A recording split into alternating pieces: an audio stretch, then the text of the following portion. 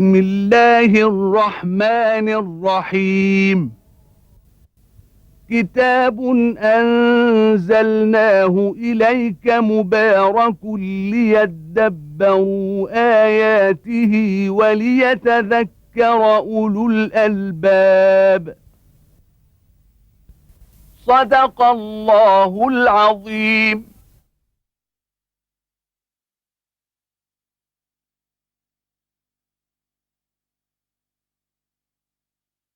إن الحمد لله نحمده ونستعينه ونستهديه ونستغفره ونعوذ بالله من شرور أنفسنا ومن سيئات أعمالنا.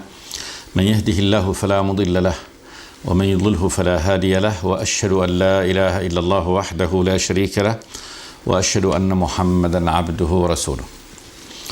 وبعد، فيقول الله تبارك وتعالى: طه ما أنزلنا عليك القرآن لتشقى إلا تذكرة لمن يخشى تنزيلا ممن خلق الأرض والسماوات العلى الرحمن على العرش استوى له ما في السماوات وما في الأرض وما بينهما وما تحت الثرى وإن تجهر بالقول فإنه يعلم السر وأخفى الله لا إله إلا هو له الأسماء الحسنى. هذه افتتاح وبداية سورة طه،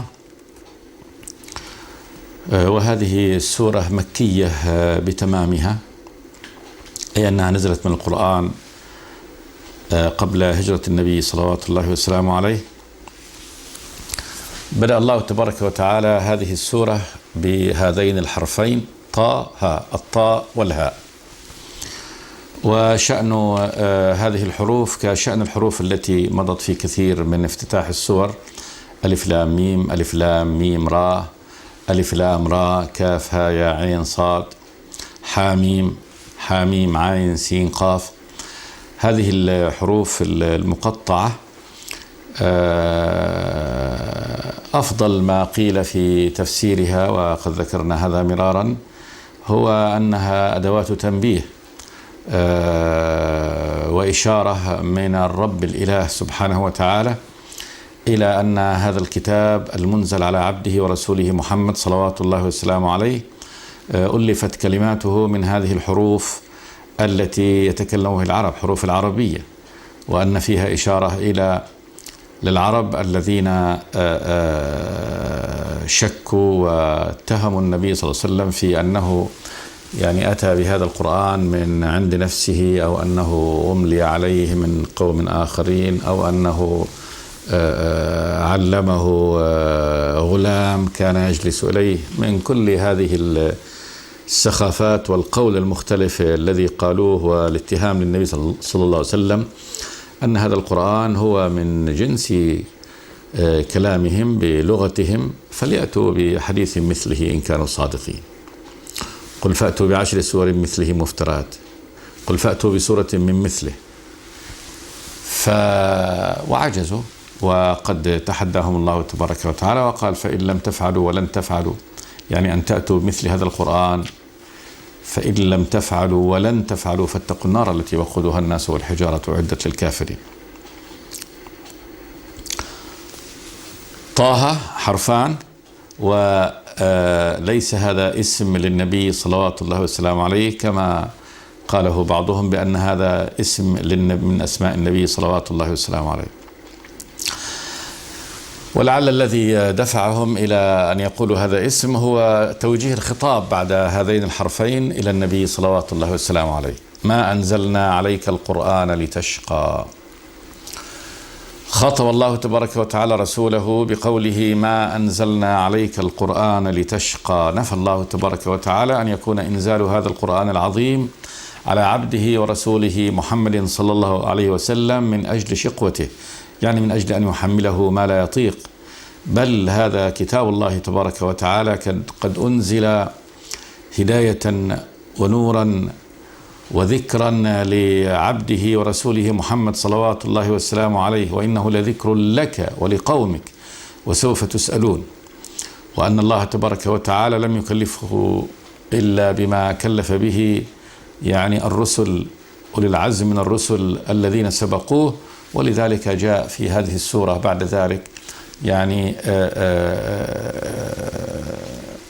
التجربة العظيمة والحياة الرسالية العظيمة، بل حياة موسى عليه السلام قبل رسالته وبعد رسالته، وما اعتوره من المحن والفتن وتعرضه لصنوف الابتلاءات منذ يوم ولادته وإلى أن توفاه الله تبارك وتعالى. فشأن النبي محمد صلوات الله وسلامه عليه في تكليفه بهذه الرسالة كما كلف الله تبارك وتعالى غيره من المرسلين في أن يقوموا، ومعنى أن عليه أن يقوم بواجب هذه الرسالة وأن يصبر في سبيلها، فإنها عزة له وسعادة ورفعة، وهذا كتاب للعالمين، ذكر للعالمين. وليصبر كما صبر أولو العزم من الرسل. قال جل وعلا: ما أنزلنا عليك أي يا محمد صلوات الله وسلامه عليه القرآن لتشقى. القرآن كلام الله تبارك وتعالى المنزل منه، كلامه سمي قرآنا لأنه يقرأ، أعظم ما يقرأ في السماء والأرض. صحف مكرمة بأيدي سفرة كرام بررة، تقرأ في السماء بأيدي الملائكة، وتقرأ بلسان النبي صلوات الله وسلامه عليه، ثم يعلمها، ثم يقرأها العالمون، يقرأها أهل الإسلام جيلا بعد جيل، أناجيلهم في صدورهم يحفظوه. فهو أعظم كتاب قرئ في الأرض وقرئ في السماء، القرآن، لتشقى، تحصل لك الشقوة، شقوة الدنيا من أنواع الشقاء اللي هو الهم والغم والابتلاءات والحمل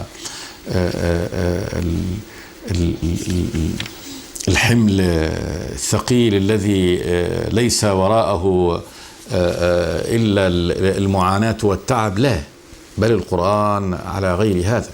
القرآن المنزل على نبيه محمد صلوات الله وسلامه عليه إنما هو البلسم الشافي، إنما هو كتاب الله تبارك وتعالى وسراجه المبين الذي أنزله الله تبارك وتعالى ذكرا للعالمين، وهداية للخلق أجمعين أن يهتدوا به، هداية نور وإيضاح، وبشرى للمؤمنين ونذارة للكافرين، وإبطال لكل باطل، بل نقذف بالحق على الباطل فيدمغه فإذا هو زاهق، وتثبيت للمؤمنين، وتفصيل للطريق الذي يحبه الله تبارك وتعالى، صراط الله المستقيم. طه: ما أنزلنا عليك القرآن لتشقى إلا تذكرة لمن يخشى. يعني هذا هو سبب نزول القرآن وغايته وهدفه، إلا تذكرة لمن يخشى، يعني أنزلنا عليك القرآن تذكرة.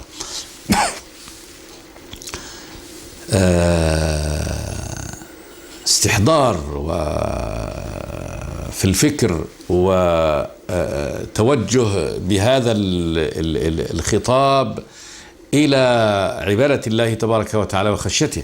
فهذا الكتاب يذكر من يخشى، تذكرة لمن يخشى. وحصر الله تبارك وتعالى التذكرة بالقرآن في هؤلاء، لأن هؤلاء الذين يستفيدون بكتاب الله تبارك وتعالى ويتذكرون به، كما قال جل وعلا: سيتذكر من يخشى ويتجنبها الأشقى. يعني سيستفيد بهذه الذكرى من يخشى الله تبارك وتعالى، فمن يخاف الله ويتقيه ويعلم أن له عقوبة، وأنه يؤاخذ بالذنب، وأنه يحاسب به، وأنه يعاقب عقوبة شديدة، فهذا الذي يعني سيتذكر. أما من لم يأبه بذلك وأخذ هذا الكلام على غير محمل الجد، أو رده أو جحده أو كفر به، فإنه لا تفيده هذه الذكرى إلا تذكرة لمن يخشى، تنزيلا ممن خلق الأرض والسماوات العلى. القرآن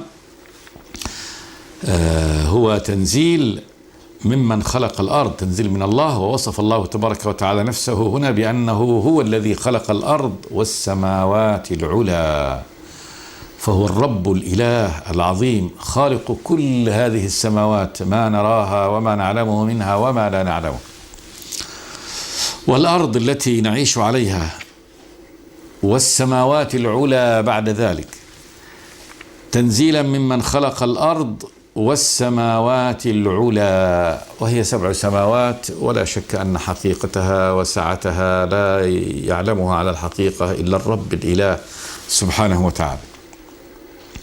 فهذا الذي خلق هذا الخلق العظيم، الأرض التي نعيش عليها والسماوات العلى، هو الذي أنزل هذا القرآن على عبده ورسوله محمد صلوات الله وسلامه عليه. الرحمن اسمه سبحانه وتعالى وصفته، فهو الله هو الرحمن.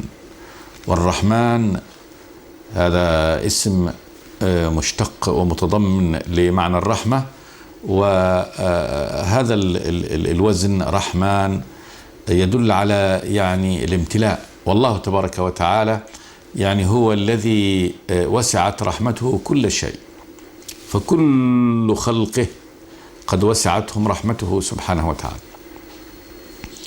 رحمة عامة بالخلق والعناية والتربية والرزق والكفالة والقيام بشأن هذا، ثم رحمة بعد ذلك خاصة بعباده المؤمنين المتوجهين إليه، يرحمهم سبحانه وتعالى بأن يهديهم سبلهم، بأن يوفقهم، بأن يحميهم من عدوهم، بأن يأخذهم في طريق الهدى والنور إلى جنته ورضوانه، والجنة إنما هي من رحمته سبحانه وتعالى.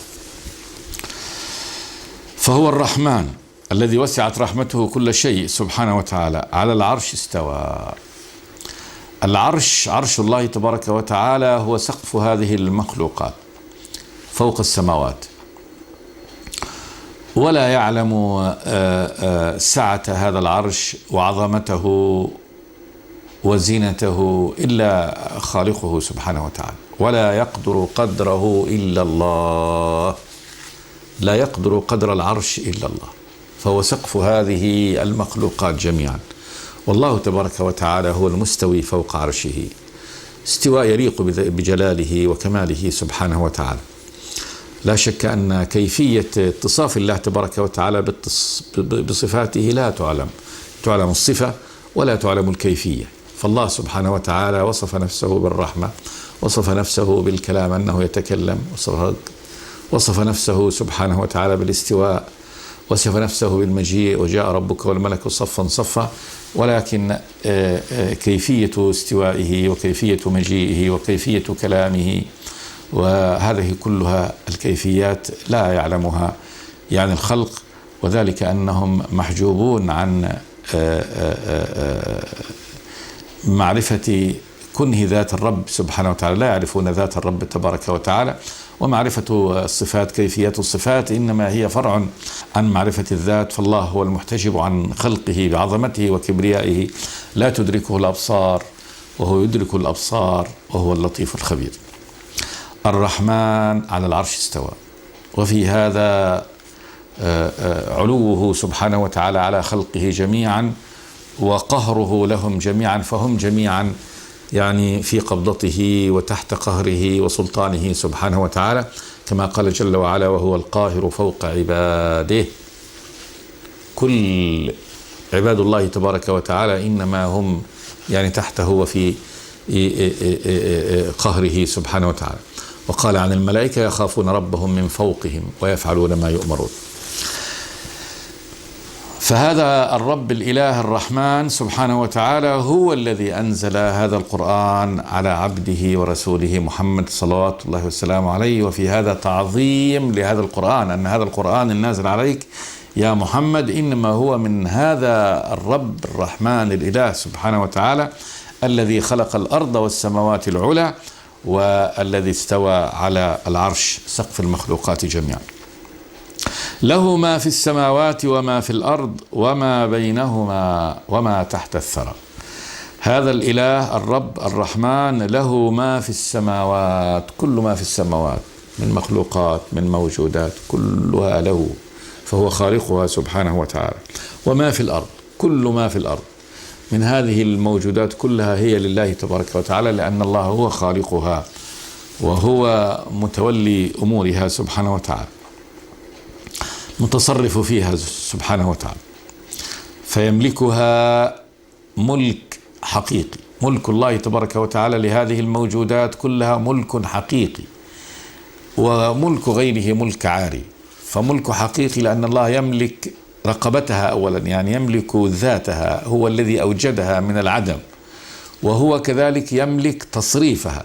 لا يتصرف يعني مخلوق من هذه المخلوقات ولا موجود من هذه الموجودات أي تصريف ما بدون أمره الكوني القدري. فالشمس لا تتحرك حركة، والقمر لا يتحرك حركة، والبحر والنجم والإنسان والحيوان والنبات، كل حركة وكل سكون يقع من هذه الموجودات إنما هو بأمر الله الكوني القدري، ما يخرج شيء عن أمره الكوني القدري سبحانه وتعالى. ولذلك فملكه لهذه الموجودات ملك حقيقي، ملك الرقبة، ملك الذات، وملك التصريف. الله خالق كل شيء وهو على كل شيء وكيل، فهو خلقه وهو متوكل به، هو متوكل به، لا يتصرف أي مخلوق من إنس وجن وملك وحيوان ونبات وجماد، أي تصريف يقع حركة سكون من المخلوق إلا بأمر الله الكون القدري سبحانه وتعالى. له ما في السماوات وما في الأرض وما بينهما، ما بين السماوات والأرض وما تحت الثرى. وما تحت الثرى، الثرى اللي هي تربة الأرض الأولى ديت، ما تحتها إيش ما تحتها من بذر، من نبات، من طبقات، يعني إلى جوف الأرض السفلى، كل هذا أيضا هو ملك لله تبارك وتعالى، وليس هناك شيء من هذه يملكها غيره أو خلقها غيره أو لغيره شرك فيها، بل هذه كلها لله تبارك وتعالى. له ما في السماوات وما في الأرض وما بينهما، ما بين السماوات والأرض وما تحت الثرى. وإن تجهر بالقول فإنه يعلم السر وأخفى. وإن تجهر بالقول لتسمع فاعلم أن الله تبارك وتعالى يعلم السر وأخفى. السر الكلام الخفي بين اثنين كالمناجاة، وأخفى، وما هو أخفى من السر؟ وما أخفى من السر كخطرات القلوب، خطرات القلوب، وساوس النفوس، ما يوسوس به الإنسان ولم يخرجه على لسانه، وإنما أبقاه حبيسا في صدره، ما تكلم به، ما أفصح به، فهذا أخفى من الكلام السري.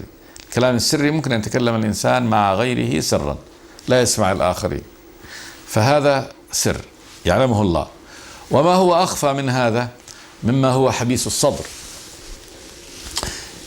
اللي هو ذات الصدر، ما يجري في نفس الإنسان وفي صدره ومن خواطره مما لم يفصح به ولم يكلم به أحدا، الله يعلمه سبحانه وتعالى. وإن تجهر بالقول فإنه يعلم السر وأخفى، أي من السر. الله لا إله إلا هو، له الأسماء الحسنى. الله، هذا العلم الأكبر على ذات الرب تبارك وتعالى، اسم الله الأعظم، والذي ترجع كل الأسماء بعد ذلك إليه. وهذا الاسم هو الاسم العلم لله الذي يعلمه كل خلقه بهذا الاسم، ولم يتسمى به غيره سبحانه وتعالى، فلم يتسمى موجود من الموجودات ولا مخلوق من المخلوقات بهذا الاسم، بل هذا الاسم أطلقه وأطلقه البشر، وعلمه الله تبارك وتعالى.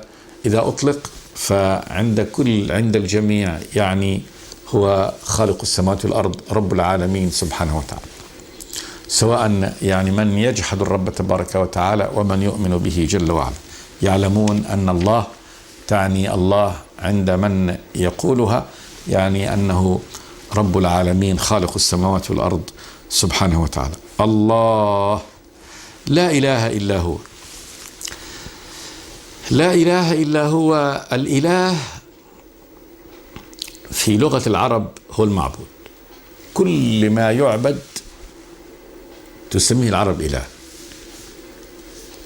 حقا كان أو باطلا، يعني عبادة حق أو باطل. فإن صنع صنم وعبده الناس بأنواع العبادات كالتقديس، تنزيه الصنم، الإجلال، الإكبار، الطلب منه، الدعاء له، تقديم القربات له، يذبح قربها لهذا الصنم، التبرك به والتمسح به والطواف حوله، العكوف عنده، كل هذه صور من صور العبادة. فإذا كان صنم على هذا النحو أو حجر نصب، ينصب نصب كما كان عادة العرب أنهم ينصبوا نصب ويتعبدون عنده، عبدوا الأحجار، يجد الإنسان حجر جميل فينصبه ويتعبد له، أو نبات كشجرة، فإن من العرب مثلا كانت تعبد الأشجار، ترى أن هذه الشجرة فيها نوع من القدسية والخاصية اللي هي فوق الأسباب، ليست خاصية مادية في أوراقها في ثمارها، لا، خاصية فوق الأسباب، كالنصر، كما كان للعرب مثلا ذات أنواط يسموها شجرة، وكانوا إذا أرادوا القتال يذهبون إلى هذه الشجرة فيبيتوا عندها ويعلقون أشجارهم، يعلقون سيوفهم بهذه الشجرة، وفي الصباح يسيروا، يعلموا أنهم إذا فعلوا هذا فإن هذه الشجرة تهبهم النصر، تنصرهم على أعدائهم. أصبحت هذه معبودة، عبدت بهذه الاعتقاد الذي جاء فيها أنها فيها هذه الخاصية اللي هي فوق الأسباب، وأنها تنصر، والحال أنها طبعا لا تملك شيئا من هذا. عبد أشياء موجودة كالملائكة، عبدوا، ظنوا أنهم هم بنات الله وعبدوهم. عبد البشر كالرسل، كمن دعيت له الولاية. كل هذه، كل ما يطلق ما يعبد العرب تسميه إله، وليس بالضرورة أن يكون هذا المعبود يعني عندهم يخلق أو يرزق أو يحيي أو يميت، فإن كل الذين عبدوا الأحجار والأوثان ما اعتقدوا أنها تحيي أو تميت، ولكن عبدوها لمعنى هذا الذي هو أنها تنفع يعني عابدها نفع فوق أسبابها، فوق خواصها التي منها. فالحجر حجر، خاصة أنه حجر ممكن نستفيد به في بناء، في صناعة شيء، لكن أنه يدل الطريق، يرشد إلى الخير، ينهى عن الشر، ينفعك نفع ما في حياتك، بأن يوفقك في عملك، يمنع عنك الضر والشر، لا، كل هذا. فمن أخذ هذه الخرزة التي يعلقون الخرز وهذه، ويعتقدون في أنها هذه خلاص إذا علقها تنفي عنه يعني العين والحسد والشر، هذا عبادة، فهذا عبادة، عبد هذا الحجر. كل هذه كل معبود من هذه المعبودات العرب تسميه إله. ولذلك لما جاء يعني النبي ونهى هؤلاء عن عبادة كل ما يعبد من دون الله، العبادة لا تكون إلا لخالق السماوات والأرض سبحانه وتعالى، هو الذي يستحق العبادة، فإن الخير كله بيديه، وهو القادر على أن يعني يضر العباد كذلك بأمره سبحانه وتعالى، فهو الذي يملك الخير لهم، هو يملك ضرهم سبحانه وتعالى، هو الذي يملك حياتهم، هو المتفضل عليهم بالوجود، فوجود الموجودات من الله، ورزقها من الله، وتصريفها من الله، فهو وحده الذي يستحق أن يشكر وأن يعبد وأن يصلى له وأن يسجد له وأن تصرف كل أنواع العبادة له. فلما دعوا إلى هذا قالوا أجعل الآلهة إلها واحدا؟ كيف هذه نحن نعبد كل هذه المعبودات التي يعبدونها لمنافع شتى عندهم، ونحصر العبادة في الله وحده فقط، هذا الذي استنكروا. فالإله هو المعبود. بقرة عبدت تصبح تسمى إله في اللغة، لكن هل هي إله على الحقيقة؟ يعني هل هي إله يستحق هذا على الحقيقة؟ لما عبدت بحق؟ الجواب لا، عبدت بباطل. فكل عبادة لغير الله تبارك وتعالى فهي باطل، والعبادة الحق إنما هي للإله الحق، الإله الذي يستحق أن يكون إلها، يعني أن يكون معبودا وحده هو الله سبحانه وتعالى. فقول الله: الله لا إله إلا هو، لا إله إلا هو على الحقيقة، وليس في الوجود، وإلا في الوجود آلهة كثيرة. ما في شيء في الأرض وفي الموجودات إلا عبد، فقد عبد الناس، عبد العابدون من المشركين كل ما في السماوات وما في الأرض، عبدوا الشمس والقمر والنجوم والكواكب والجبال والأحجار والأنهار والبشر والجن، عبد كل شيء. لكن لا إله، ليس موجودا لا إله حقا إلا الله سبحانه وتعالى. الله لا إله إلا هو، الله لا إله إلا هو. ثم قال جل وعلا: له الأسماء الحسنى. لله تبارك وتعالى الأسماء، سمى بالأسماء الحسنى اللي هي البالغة، يعني الغاية في الحسن. والله تبارك وتعالى له أسماء كثيرة، وكل اسم من هذه الأسماء هو بالغ الغاية في المعنى الذي يتضمنه. فالرب تبارك وتعالى عندما يقال الكريم والسميع والعليم، له من كل هذا الاسم معناه، وهو كل أسمائه معنى حسن، وهو بالغ يعني الغاية لا حد سبحانه وتعالى. فسمع الله تبارك وتعالى وسع كل الأصوات، ليس هناك صوت في الكون إلا وهو بسمعه سبحانه وتعالى. وبصر الله تبارك وتعالى وسع كل الموجودات، لا يغيب شيء عن بصره سبحانه وتعالى. وعلم الله تبارك وتعالى وسع كل الخلائق، فهو الذي قد أحاط بكل شيء علما، لا يعزب عنه مثقال ذرة في السماوات والأرض. لا توجد ذرة موجودة في السماوات ولا في الأرض إلا هي معلومة بعلم الله تبارك وتعالى. وكذلك لا توجد حركة للموجودات، أي موجود، أي حركة، إلا بعلمه سبحانه وتعالى. فلا تسقط ورقة من شجرة، أي شجرة في كل الوجود. وهذه تساقط أوراق الأشجار عمل دائم ودائب في الخريف وفي كل الأوقات، تتساقط أشجار تلقي أوراقها، لكن لا تسقط ورقة من هذه الأوراق إلا بعلم الله تبارك وتعالى. فالله له الأسماء الحسنى. إذا قيل العليم فهو المعنى الحسن والمعنى اللائق بذات الله تبارك وتعالى، والذي لا حد يعني لهذا الوصف وهذه الصفة التي يتصف بها الرب سبحانه وتعالى. الله لا إله إلا هو له الأسماء الحسنى. وقد قال صلى الله عليه وسلم: إن لله 99 اسما من أحصاها دخل الجنة. عدها، عرفها، عرف معانيها، آمن بذلك. الله لا إله إلا هو الحي القيوم ذو الجلال والإكرام سبحانه وتعالى، السميع والعليم والبصير. هذه أسماء الله تبارك وتعالى الحسنى. الله لا إله إلا هو له الأسماء الحسنى.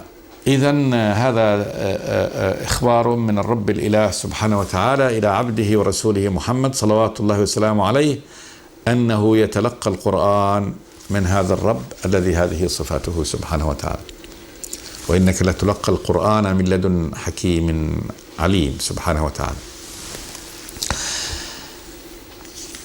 هذه مقدمة يعني عظيمة لهذه السورة، يخاطب الله تبارك وتعالى فيها نبيه: ما أنزلنا عليك القرآن لتشقى إلا تذكرة. نزل القرآن تذكرة لمن يخشى، تنزيلا هذا القرآن ممن خلق الأرض والسماوات العلى، الرحمن على العرش استوى، له ما في السماوات وما في الأرض وما بينهما وما تحت الثرى وإن تجهر بالقول فإنه يعلم السر وأخفى فهو العليم بكل هذه الموجودات سرها وعلانيتها. الله لا إله إلا هو له الأسماء الحسنى. ختم الله تبارك وتعالى هذا الفاصل بقوله الله لا إله إلا هو له الأسماء الحسنى، ليدل بعد ذلك على أن لله أسماء حسنى لم تذكر هنا كل أسماء الله تبارك وتعالى حسنى. ثم يأتي بعد ذلك تذكير برسالة موسى عليه السلام ليكون هذا تذكيرا لنبيه وللمؤمنين واستفادة عظيمة هذه الرسالة العظيمة لموسى النبي عليه الصلاة والسلام. ونأتي لهذا إن شاء الله الحلقة الآتية. استغفر الله لي ولكم من كل ذنب. بسم الله الرحمن الرحيم. كتاب أنزلناه إليك مبارك ليدبروا آياته وليتذكر أولو الألباب. صدق الله العظيم.